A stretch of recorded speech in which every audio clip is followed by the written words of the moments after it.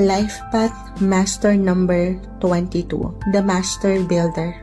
The Master Number 22 is one of the most powerful and influential paths in numerology. Kagaya ng ilang master numbers, this is a spiritual path.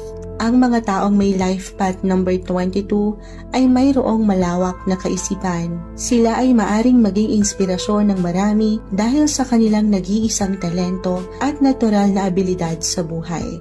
Very practical, hardworking, energetic, at long-term kung mag-isip ang mga 22.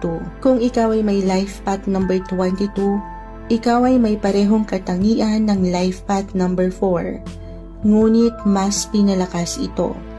Kasama ng may dobleng life path number 2, matindi sa karaniwang misyon ang maaari mong kaharapin. Ngunit huwag kang patitinag.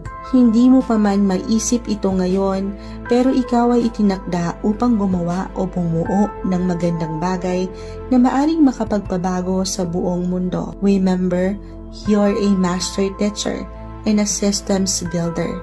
Kailangan mo lamang manatiling praktikal at hindi tumigil na maniwala sa iyong nag-iisang potensyal.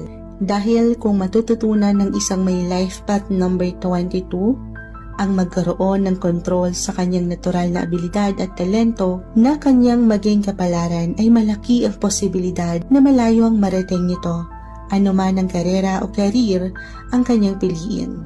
At dito ay maaring maraming ma-inspire sa kanyang mga gawa, gamit ang kanyang boses, musika at singing, mga epektibong ideya at sa kalakasan ng kanyang karakter.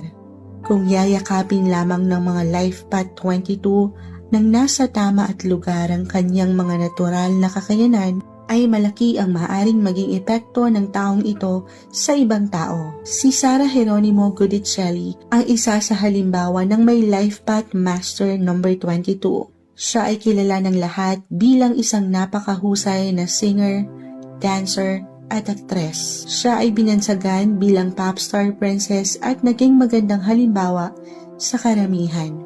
For you, life path master number 22, you are meant to do great things and you are here to create something that will change the world forever.